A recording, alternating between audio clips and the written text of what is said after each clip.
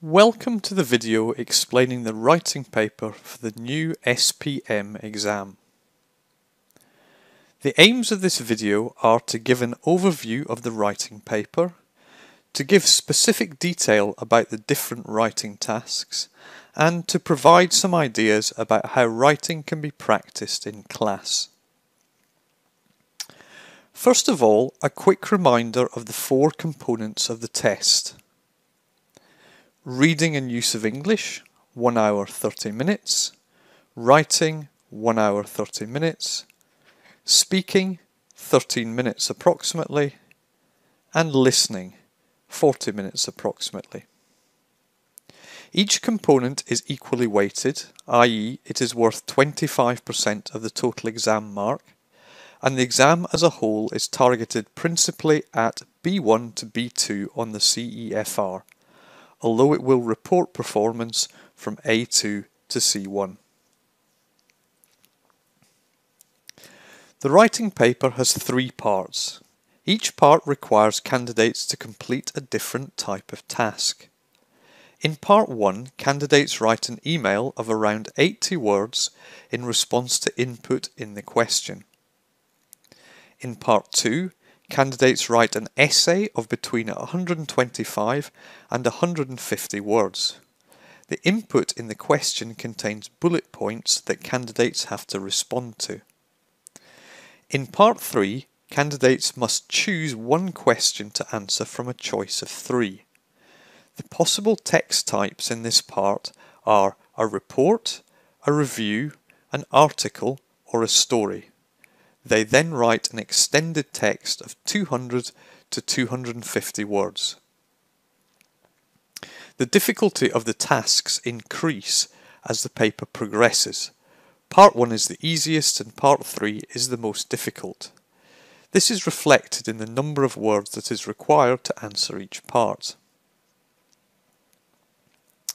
The paper lasts for 1 hour 30 minutes and each task is marked out of 20. Giving a total of 60 marks. Like the rest of the exam, the writing paper focuses mainly on the B1 to B2 levels of the CEFR. In part 1, candidates have to write an email response of around 80 words to an informal message. The testing focuses for the SPM exam come from the learning standards in the curriculum framework. The focuses for part 1 are: make and respond to simple requests and suggestions, explain simple processes, narrate factual and imagined events and experiences, express and respond to opinions and common feelings such as happiness, sadness, surprise and interest, punctuate written work with moderate accuracy, spell written work with moderate accuracy, begin to use formal and informal registers appropriate to the target audience in familiar situations.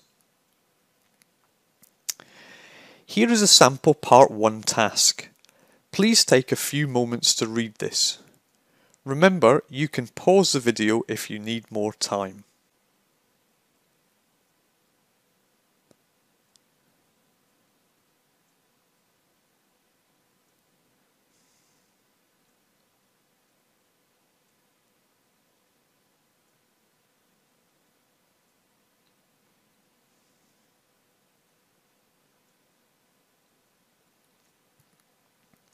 What are the 3 pieces of information the candidate should include in their answer? Think about this for a few moments.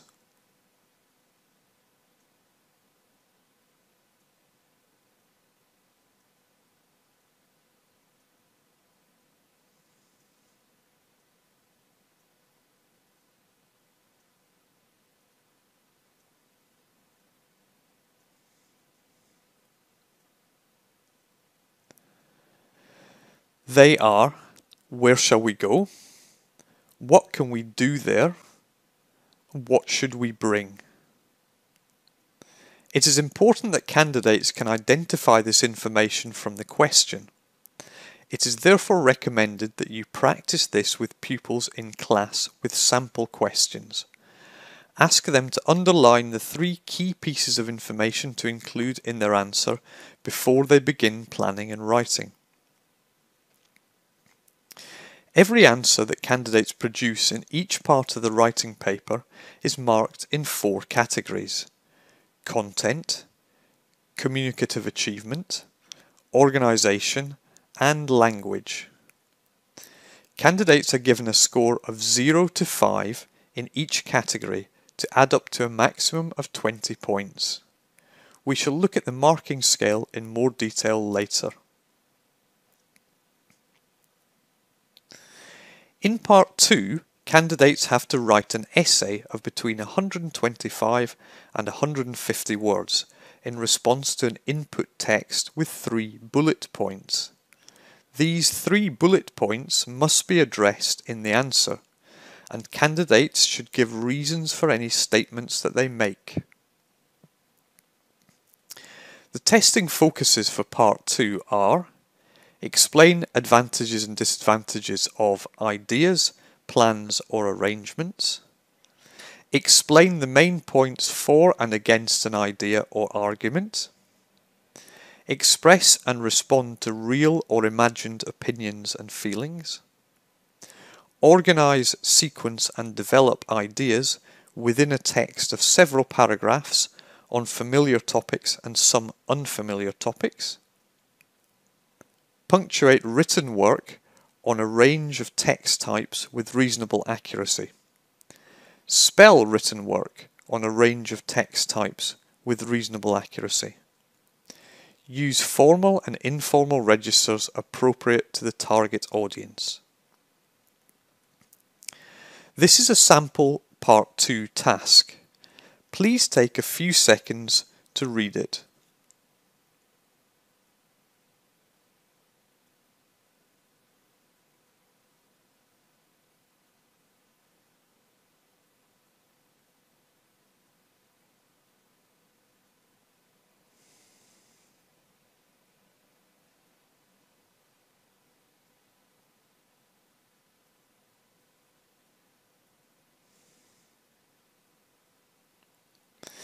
In this part, it is easier to identify the key information to include.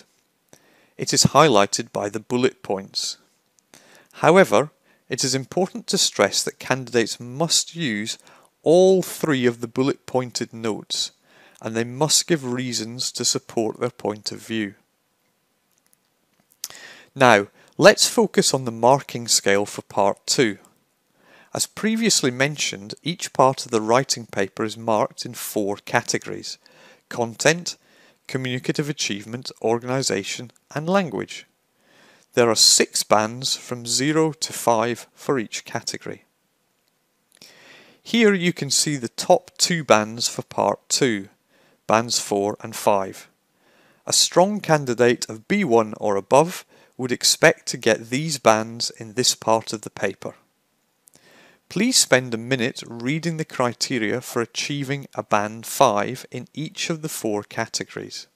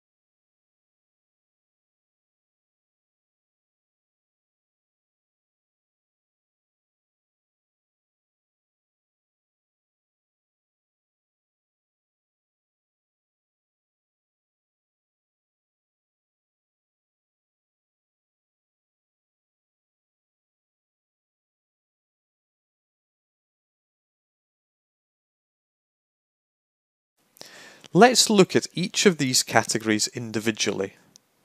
First of all, content.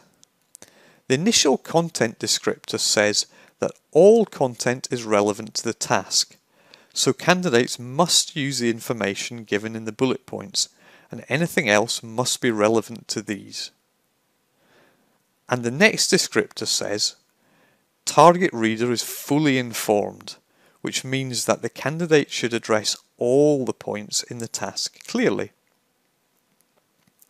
The key thing for this category is, then, to focus on the information in the question and use all that information in the answer. Similarly to part 1, it is therefore important to do some work with pupils in the classroom on which information they need to include. The second category is communicative achievement. The descriptor says that the candidate should use the conventions of the communicative task. This means that, e.g., for an email, they should write using typical opening and closing conventions for an email. Candidates should also communicate straightforward ideas appropriately. This means that candidates should be clear in their communication and use the appropriate register, informal, neutral, or formal. The third category is organisation.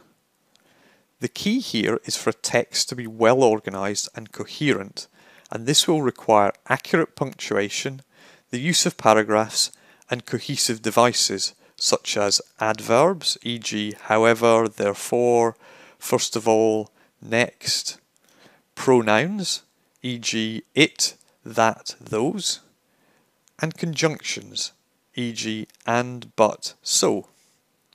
These are all things that it is good to focus on in class to improve pupils' writing. The final category is language. It is clear from the descriptor that candidates should use vocabulary and grammatical forms appropriately to convey their message. However, it is important to stress that they can still make errors and achieve a high score. The descriptors say occasional inappropriate use of lexis and errors do not impede communication. In short, candidates are not expected to be perfect. At the B1 to B2 level, it would be unusual if candidates did not make any mistakes at all in their writing. This is something that should be stressed to pupils in the classroom. They need to use language to express themselves and shouldn't be too worried about making some mistakes. When teachers correct their pupils' work, they shouldn't put too much emphasis on correcting every single error, but rather focus on those which impede communication. Too many red marks on a pupil's essay can be very demotivating and have the opposite effect from that which was intended. The pupil may feel that there is no way they can correct all these problems with their writing, and they might even feel like giving up. We have spent some time here looking at the marking scale. I would suggest that it is a good idea to do something similar with your pupils in the classroom. You can highlight similar areas of the descriptors and talk to them about what these mean, and perhaps develop a checklist that they have to use after every piece of writing to make sure that they are answering the question, organising the text well, using the correct register, etc. In part 3, candidates have to choose a task to complete. There are 3 options with the following possible task types: article, review, report, and story. Candidates then have to write an extended piece of between 200 and 250 words responding to the input in the question and paying attention to the conventions and register of the task type they have chosen. The testing focuses for part 3 are: explain advantages and disadvantages of ideas, plans or arrangements. Explain the main points for and against an idea or argument. Express and respond to real or imagined opinions and feelings. Organize, sequence and develop ideas within a text of several paragraphs on familiar topics and some unfamiliar topics. Punctuate written work on a range of text types with reasonable accuracy. Spell written work on a range of text types with reasonable accuracy. Use formal and informal registers appropriate to the target audience. For Part 3, candidates have to choose one question from 3. You are going to see 3 sample Part 3 tasks. The first of these is an article. Please read each one. Remember, you can pause the video if you need more time.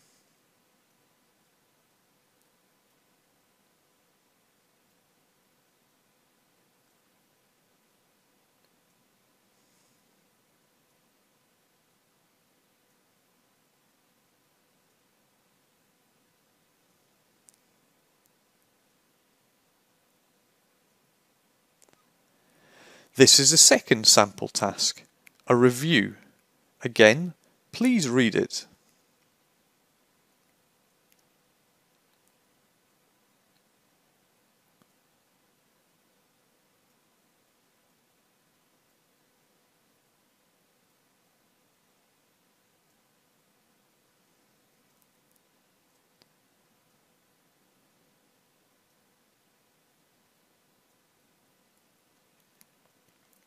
And finally, a story. Again, please read this.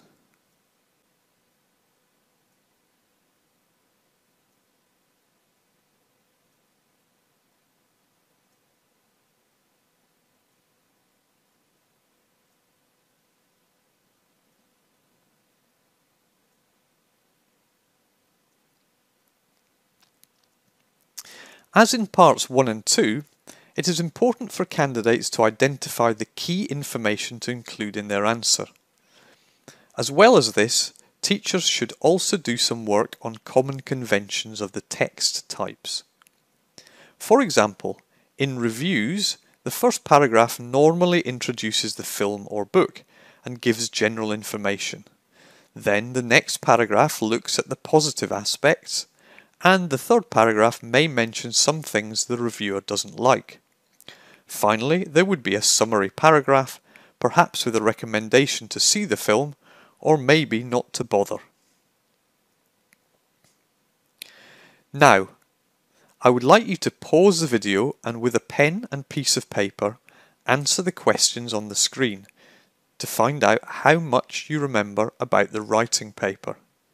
Give yourself around 5 minutes to do this.